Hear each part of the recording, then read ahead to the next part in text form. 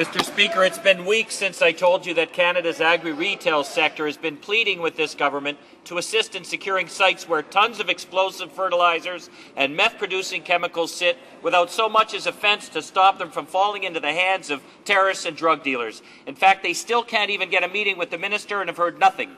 The U.S. has implemented tax breaks to upgrade the agri-retail sites, yet Canada's government sticks its head in the sand and our public remains unprotected. When will this government take action to keep Canadians safe?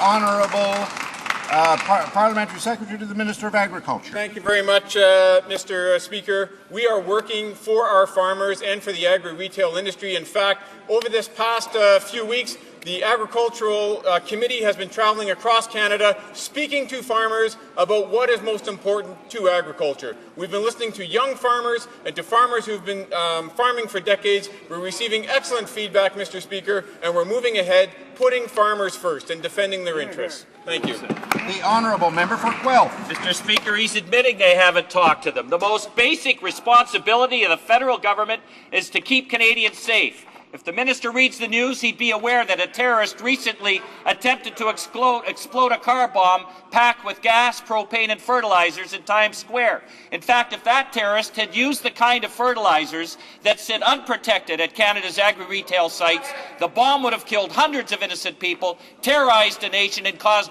billions in economic loss. What does this government not understand about what's at stake here?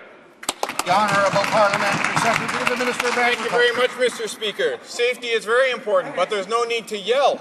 Mr. Speaker, what is important to farmers is what this government is doing in their best interests. Let me just recap here. $1 billion in new credit for farmers through the Canada Agricultural Loans Act. We've also put forward $500 million through the AgriFlex program. $125 million to improve slaughter capacity and deal with SRM. Mr. Speaker, that is a very important issue for farmers, and that is something that this member and every MP in his party voted against. No.